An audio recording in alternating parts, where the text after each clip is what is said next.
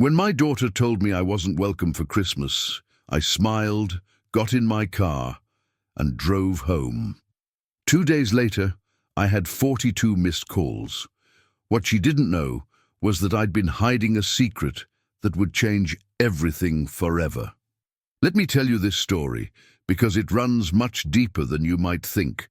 And what happened in those weeks would reshape not just our relationship, but my entire understanding of what it means to be a father, a man, and someone worthy of love. For 20 years, I sacrificed everything for my family. I worked 60 hours a week, sometimes 70, to give my daughter Emily the best life possible. I paid for her $40,000 a year college tuition without blinking. I covered her apartment rent in the city during those 4 years.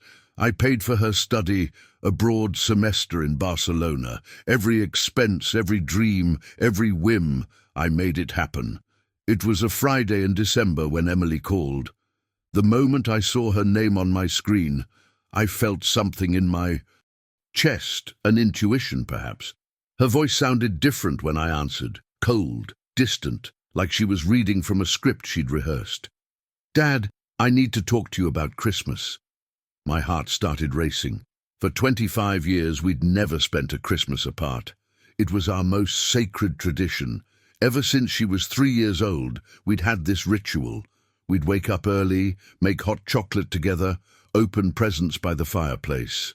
Even after her mother died 8 years ago, we kept the tradition alive, perhaps even more fiercely, because it was all we had left of those perfect family moments. "We've decided it would be better if you didn't come this year." The words hit me like a punch to the gut. I actually had to pull over to the side of the road because my hands started shaking.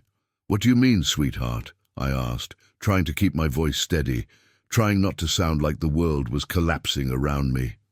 "That's right, Dad. Marcus thinks you meddle too much in our lives, and I agree." Marcus was her husband of 3 years, a financial analyst who I'd never quite connected with, though I'd tried. I'd helped them with the down payment on their house. I'd given them $20,000 as a wedding gift. I stayed silent for a few seconds, letting her words sink in, each one leaving a mark. "Meddling, Emily?" I asked, and I could hear the hurt creeping into my voice despite my best efforts. "Always giving unsolicited advice, always questioning our financial decisions," she replied, her tone defensive now, almost angry. "Every time we see you, it's a lecture about saving more, investing better, planning ahead. Marcus and I are tired of it. We need space." Each accusation felt like a knife wound. Everything I did came from love, from wanting to protect her from the mistakes I'd made, from the hard lessons I'd learned building my business from nothing. But my love was being seen as interference, as control, as something suffocating rather than supportive. "I understand," I finally said, keeping my voice steady even though I felt like I was breaking inside. "If that's what you both want, I'll respect it." She seemed surprised by my calm response. "Really? You're not going to argue? You're not going to tell me I'm being ungrateful?" There it was, that word she expected me to use but never had. "No, sweetheart, you're an adult. You have the right to set boundaries." There was an uncomfortable silence that stretched for what felt like minutes but was probably only seconds. "Okay then, talk to you later, Dad." And she hung up, just like that. 25 years of devotion dismissed in a 5-minute phone call. I sat in my car for 10 minutes before starting the engine. Cars passed by, people going about their Friday evening plans, completely unaware that my world had just shifted on its axis. I didn't cry, I didn't shout, I just smiled. A strange, liberating smile, because in that moment I made a decision I'd been considering for 6 months. What Emily didn't know was that I was already in the process of selling my business.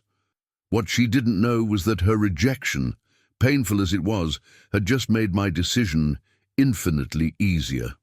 When I got home to my empty 4-bedroom house that suddenly felt too large, too quiet, too full of memories, I called Dr. Harrison, my lawyer for 15 years. "David," I said when he answered, "I want to accelerate everything." There was a pause on the other end. "Michael, are you sure? Once we sign on Monday, there's no going back. This is 30 years of your life we're talking about." "I've never been more certain about anything in my life," I replied, and I meant it. The buyers, a private equity firm from Boston, were just waiting for my final decision. They'd been patient, professional, offering me a generous price. They saw the value in what I'd built, even if my own daughter couldn't see the value in me. You see, for years I'd been the family bank.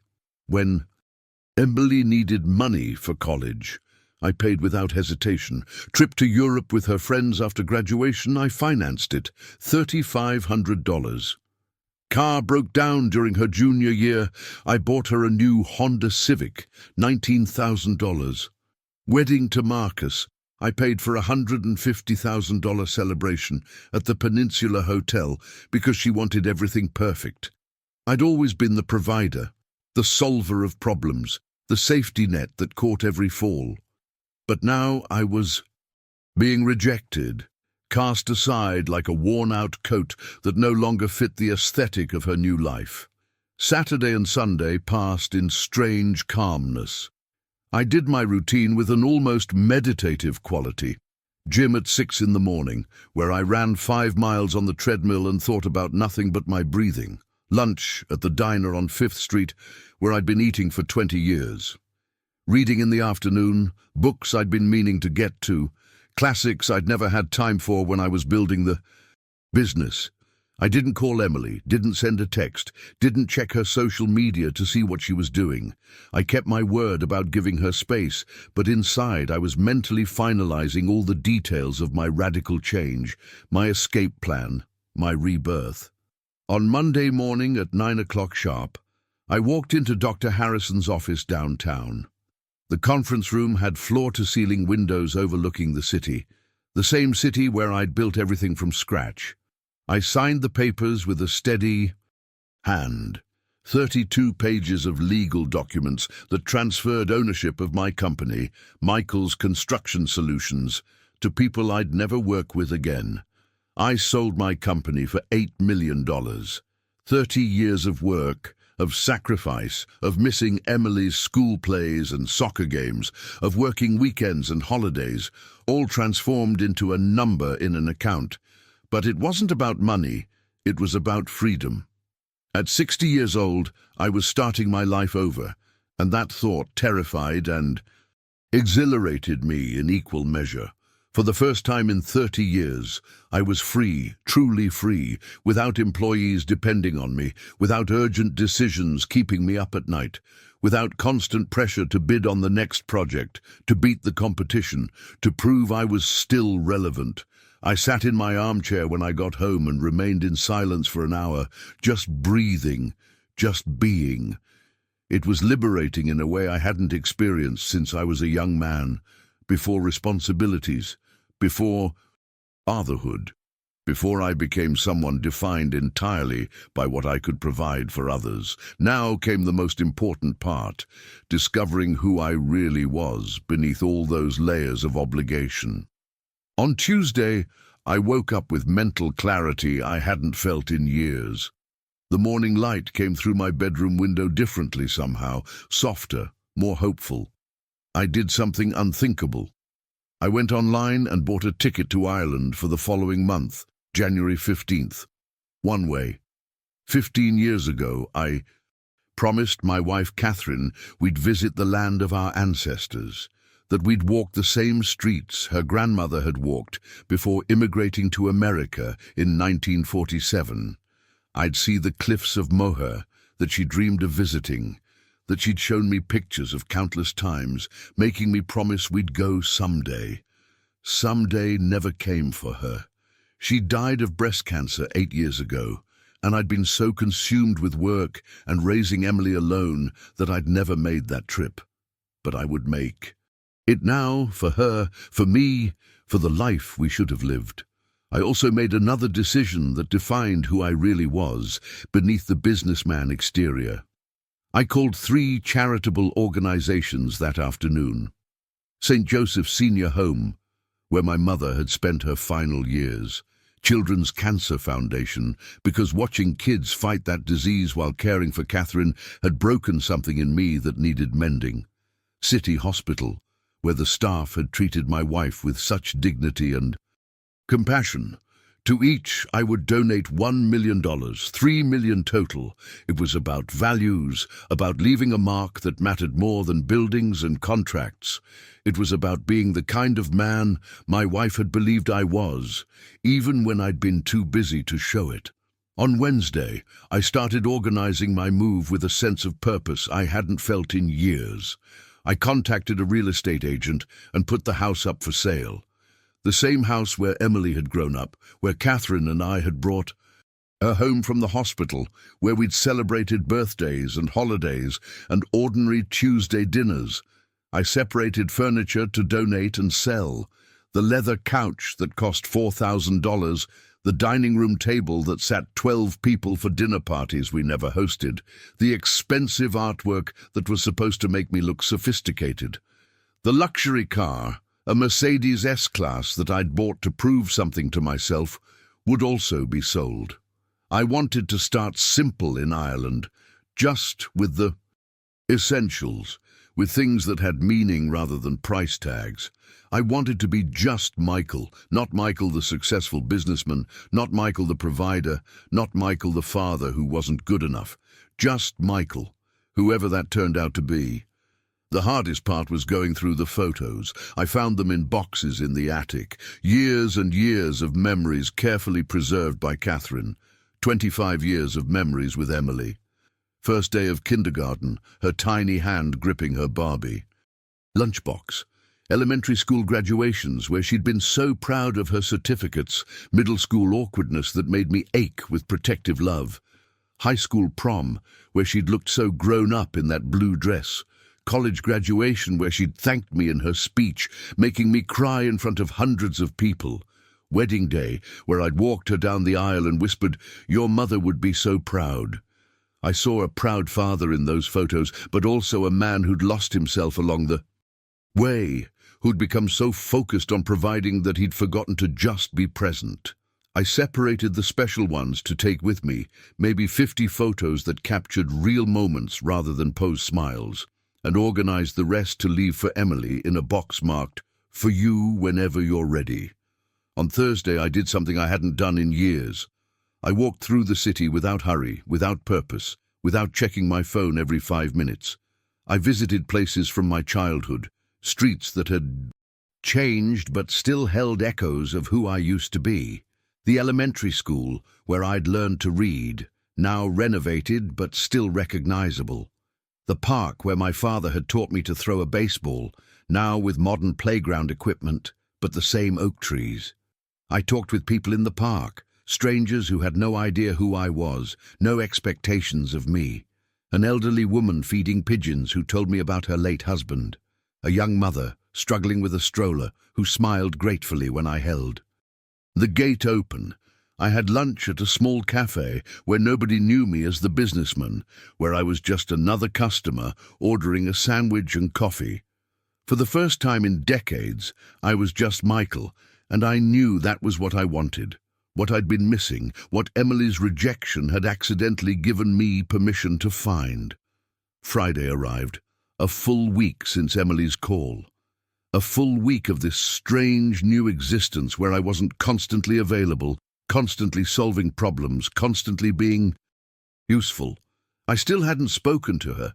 I didn't know if she'd even noticed my absence or if she was too busy enjoying her space from her meddling father. Our communication had always been about what she needed, when she needed it, how quickly I could make it happen. Maybe she was discovering what it was like to live without her father available 24/7, without the safety net she'd taken for granted her entire life. That's when the first sign of change happened. My cell phone rang. Around 3 in the afternoon, I looked at the screen. Marcus. In 3 years of being my son-in-law, he'd never called me directly. Every communication had gone through Emily. I almost didn't answer, but curiosity got the better of me. "Hey, Michael, can we talk?" His voice sounded worried, uncertain, nothing like his usual confident tone. "Of course, Marcus. What's going on?" "It's about Emily. She's been acting strange since last week, constantly checking her phone, asking if you've called. Me if I've heard from you." I felt a small surge of satisfaction that I immediately felt guilty about. "I see," I responded calmly, keeping my voice neutral. "She doesn't know I'm calling," he continued, speaking quickly like he needed to get this out before he lost courage. "But I think she misses you. She keeps talking about things you used to do together, places you'd go. Yesterday she drove past your house, called me crying, saying your car wasn't there. I'm worried about her, Michael. Know what we said about Christmas, and maybe I pushed too hard on that. I thought I was standing up for us as a couple, but now I'm not sure I did the right thing." I was surprised by his sincerity, by this crack in the wall that had been built between us. "Marcus, you both said I meddled too much. I'm respecting that boundary. Isn't that what you wanted?" There was a long pause. "Yeah, I guess so. But I didn't think you'd just disappear completely. Emily thought you'd argue, push back, prove us. Wrong. That's what you always do, but you didn't. Maybe I'm tired of always being the one who tries harder," I said quietly. "Maybe it's someone else's turn." "I'll think about it," I said, and hung up. What I felt wasn't anger, not really. It was a mixture of sadness and validation. Sadness because my daughter was suffering, because even with all my faults I'd never wanted to hurt her. But validation because she was finally noticing my absence, finally realizing that I wasn't just a permanent fixture in her life that would always be there no matter how badly she treated me. Sometimes we need to lose something to realize its importance, to understand that people are not infinite resources. Saturday morning, exactly 1 week later, my phone started ringing at 8 o'clock. Emily. I looked at her name on the screen, that photo of her smiling at her wedding, and I let it go to voicemail. My hand hovered over the answer button, years of instinct telling me to pick up. But I didn't. 5 minutes later it rang again. Same name, same decision. It was the beginning of the 42 attempts over the next 2 days. Each ring confirmed my decision, validated my worth, reminded me that I had value beyond what I could provide. The messages came like an avalanche, each one more desperate than the last. "Dad, please call me back. I just want to talk." "Dad, I'm worried about you. Where are you?" "Dad, I'm sorry for everything I said. I didn't mean it." "Dad, I miss you. Please don't do this." "Dad, don't abandon me. I need you." It was fascinating to see how the dynamic had shifted completely. For the first time in years, she was desperately trying to reach me instead of me trying to fit into her busy schedule. On Sunday afternoon, she showed up at my house unannounced. I was sitting in my living room reading when I heard the car pull up. I looked out the window and saw her Honda, the one I'd bought her, the one she'd been so grateful for until it became just another thing she expected. She rang the doorbell, not once but continuously, desperately, for 10 consecutive minutes. The sound echoed through the empty house. I was in the living room. I could see her through the window, could see her visibly distressed, pacing back and forth on my porch, looking at the windows like she could will me into appearing. For a few minutes I thought about opening the door, thought about ending this experiment, this lesson, whatever it was. But then I remembered all the times she'd been too busy for lunch, too busy for a phone call, too busy for the father who'd given her everything. She stayed at the door for 40 minutes, and I timed it, watching the clock on the wall tick by. She shouted my name several times. "Dad, I know you're in there. Your car is in the driveway. I can see the lights on." "Dad, I'm sorry. I'm so sorry. Please talk to me." "Dad, I'm afraid I've lost you. Please don't let that be true." Her voice broke on that last one, and I almost gave in. Almost opened the door. But I didn't. When she finally left, driving away slowly like she was hoping I'd chase after her, I knew I'd succeeded in something important. She was feeling the fear of losing someone important, the same fear I'd felt when she'd rejected me, when she'd told me I wasn't welcome at Christmas. Sunday night brought the deepest silence I'd ever experienced. Only 3 missed calls after 6 in the evening. Emily had stopped trying, at least for the moment. I wondered if I'd gone too far, if I'd damaged something that couldn't be repaired. But then I remembered all the years I'd chased after her, all the times I'd apologized for things I hadn't done wrong, all the ways I'd made myself smaller to fit into her life. Maybe our relationship needed this complete reset, this breaking down to build back up stronger. On Monday morning at 7, my phone rang. Mrs. Collins, my elderly neighbor who'd lived next door for 15 years. "Michael, there's a young woman here asking about you. Says she's your daughter. She seems very upset. She's saying you sold the company. Is everything all right?" My heart accelerated. Emily had discovered the sale. She'd probably called my office, talked to someone who'd told her. The last secret was revealed, and now she understood this wasn't just about Christmas, wasn't just about giving her space for a week. This was about my entire life changing. "Mrs. Collins, can you tell her I'm traveling and don't know when I'll be back?" It was a white lie, but necessary. I still wasn't ready for the final confrontation, for the conversation that would determine everything. "Are you sure, dear? She looks quite distressed." "I'm sure. Thank you, Mrs. Collins." Emily had discovered the truth, and that changed everything. She understood that my absence was a conscious decision to restart my life, not a temporary punishment or a way to prove a point. This was real. This was permanent, unless something fundamental changed between us. 2 hours later, she was at my door again, this time with Marcus, who looked visibly embarrassed, like he'd been dragged here against his better judgment. I could see in her eyes a mixture of desperation, anger, and fear. The fear was what struck me most, because I'd never seen her afraid like this before. It reminded me of when she was small and had gotten lost in a department store, that same panicked look when she'd finally found me. The time had come for the conversation we'd avoided for years. The conversation that would define whether we'd still be father and daughter, or just 2 people who shared a history and nothing more. I opened the door slowly and saw them standing there.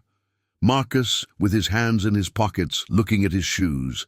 Emily, with tears already streaming down her face. They looked like 2 children called to the principal's office. "Dad," Emily said, her voice breaking on the single syllable. "Is it true that you sold the company? Mrs. Collins said you're moving. Is it true?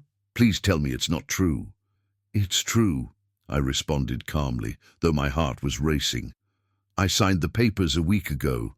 The house goes on the market tomorrow." The tension was palpable. You could feel 25 years of accumulated disappointments, unspoken resentments, and fierce love all pressing down on this single moment. "Why didn't you tell me anything? Why am I finding out from strangers? From your neighbor? From people at your office who barely know me?" she asked, her voice rising, becoming almost hysterical. "Because you made it clear you didn't want my interference in your life," I said quietly. "I thought the feeling would be mutual. Emily, our relationship has always been about your needs, about what you wanted, about me solving your problems. It's never been about who I am, beyond being a provider, beyond being the father with the checkbook."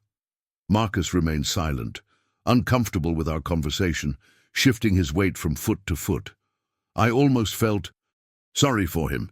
This wasn't his fight, not really, even though he'd helped start it. "For 25 years, I was just the dad who solves problems," I continued, and now my own voice was getting emotional. "The dad who pays for things, who fixes things, who shows up when you need something. But I've spent 60 years on this earth, Emily. I have dreams and fears and desires that have nothing to do with being your father, and I want to discover who Michael is before it's too late, before I die. Having lived only for other people, she started to cry, not delicate tears, but deep, gulping sobs that shook her whole body. And these weren't manipulative tears, weren't tears designed to get her way. They were tears of recognition, of understanding, of grief for something she hadn't known she was losing. "But I love you, Dad," she managed to say between sobs. "I love you so much. I was just stressed with work and the house and Marcus's family always being around. I didn't mean those things I said. I didn't mean you weren't welcome. I just wanted one Christmas without having to explain our decisions to you. And I love you too, sweetheart. I love you more than anything in this world," I said, and I meant it with every fiber of my being. But love doesn't mean being always available to be rejected whenever you're stressed. Love doesn't mean sacrificing every part of myself to make your life easier. True love includes self-dignity, includes respect, includes understanding that both people in the relationship have value. I picked up a letter I'd written, an envelope with her name on it in my careful handwriting. "Here's everything I wanted to tell you over the last few years, but never had the courage to say. Read it when you're ready. Dad, are you really going to Ireland? You're really leaving?" Her voice was small now, childlike. "Are you going to abandon me?" The word abandon hit me hard, because that's what my absence felt like to her. "I'm not abandoning you, Emily. I'm choosing myself for the first time in decades. You're 28 years old. You're married. You have a career and a house and a whole life. It's time for me to build my life too, while I still can. Your mother and I always planned to retire somewhere beautiful, somewhere peaceful. She never got that chance. I'm taking it now. Can I visit you?" she asked suddenly, desperately. "Can I come see you in Ireland?" I paused, considering. "Maybe, someday, when we've both figured some things out." It was the most difficult goodbye, but also the most necessary one I'd ever experienced. 3 weeks passed until my departure. They were 3 weeks of reconstruction, of slowly rebuilding something between us that looked different than before.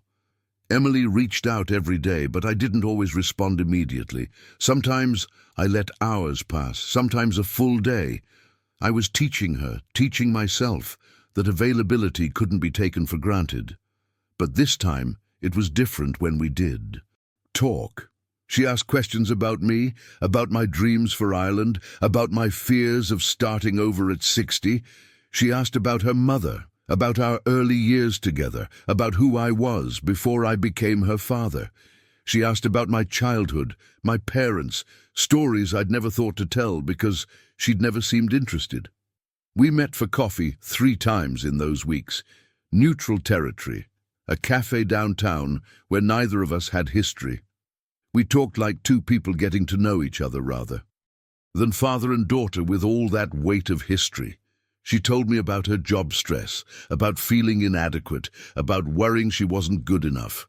I told her about building my business from nothing, about the terror and exhilaration of taking risks. She told me about her fears of having children, of repeating mistakes, of not being as good a parent as I'd been. That one broke my heart in a new way, because I'd never known she felt that pressure. At the airport, she came to see me off. Marcus was with her, and he shook my hand firmly, looked me in the eye. "Take care of yourself, Michael, and thank you for everything. I know I didn't say that before." Emily hugged me tight, tighter than she had in years, like she was afraid I'd disappear if she let go. "Thank you for teaching me that you have value beyond what you can do for me, Dad. I'm sorry it took me so long to see it. I'm sorry I hurt you. I know, sweetheart. And I'm sorry I couldn't teach you that lesson without hurting you back." "Will you really come back someday?" she asked, pulling back to look at my face like she was memorizing it. "I don't know," I answered honestly, "but I'll call every week. And you can write to me. Real letters, not emails. Tell me about your life, not what you need from me." She nodded, crying again, but different tears now. Tears of understanding rather than panic. Now, 6 months later, I'm in a small town on the western coast of Ireland, near the cliffs of Moher that Catherine dreamed about. I bought a simple cottage with a view of the green hills that roll down to the sea. It's small, just 2 bedrooms and a tiny kitchen, but it's mine in a way nothing has been mine in decades. The front window looks out over fields where sheep graze, and beyond that, on clear days, I can see the Atlantic Ocean stretching to the horizon. Every evening I pour myself a glass of Irish whiskey and sit in my chair by the window, watching the sunset paint the sky in colours that seem impossible. And I talk to Catherine. I tell her about the day, about the neighbours I'm slowly getting to know, about Emily's latest letter.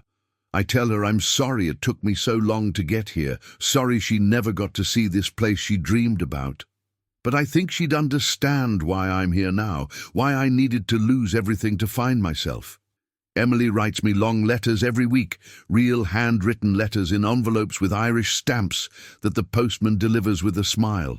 And here's the miraculous part. They're not letters asking for money or help or solutions to problems.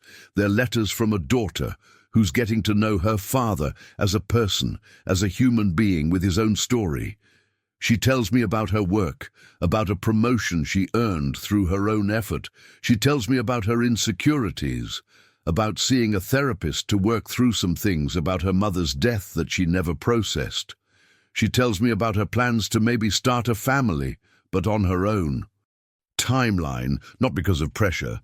She tells me she's learning to be independent in ways she never knew she needed to be. And I write back long letters about my adventures in this country that feels like home, even though I've only been here half a year. I tell her about learning to play chess with my neighbour Patrick, about joining a local hiking group, about taking Irish language classes at the community centre. I tell her about visiting Catherine's grandmother's village, about standing in the church where her family worshipped, about crying in a cemetery reading gravestones with her family name. I tell her I'm learning to paint, something I've never tried before, and I'm terrible at it, but I love it anyway. The relationship has changed completely, transformed into something neither of us knew was possible. We've become friends beyond father and daughter, 2 adults who respect each other, who choose to be in each other's lives rather than being there out of obligation or guilt. She tells me things she never would have before, and I do the same.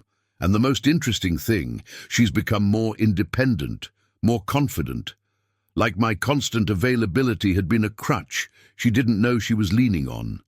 Without it, she's learned to stand on her own, to trust herself, to make decisions without my approval. Marcus sends occasional emails too, thanking me for the space that's allowed their marriage to grow, to become their own, rather than something performed for my benefit. If you're a father or mother hearing this story, remember this. Being a provider is important, necessary even, but don't lose yourself being only that. Don't become so consumed with giving that you forget you're a person too, with needs and dreams and the right to pursue your own happiness. You have a right to dignity, to respect, to boundaries. You have a right to be seen and valued for who you are, not just what you can give. And if you're a child, even an adult child, remember this. Your parents are people before they're providers. They have their own stories, their own pain, their own dreams that existed before you and will hopefully continue after you've grown. They deserve to be asked about themselves, to be known, to matter beyond what they can do for you. Sometimes 42 missed calls are necessary for us to discover the value of the people in our lives. Sometimes we need to lose someone to understand that they were never ours to keep, that relationships require choice and effort from both sides. Sometimes the greatest gift a parent can give is the permission to miss them, to need them, to realize that love is not infinite if it's only flowing one direction. I'm learning that now, here in this cottage by the sea, with my daughter's letters in a box by my bed, and my wife's memory in the whiskey I drink at sunset. I'm learning that it's never too late to become who you were meant to be, that reinvention is possible at 60, that the greatest adventure might be the one where you finally discover yourself. And every time I watch the sunset over the Atlantic, painting the sky in impossible colors, I smile, because I know that saying no to that Christmas was saying yes to the rest of my life. And that was worth every one of those 42 missed calls.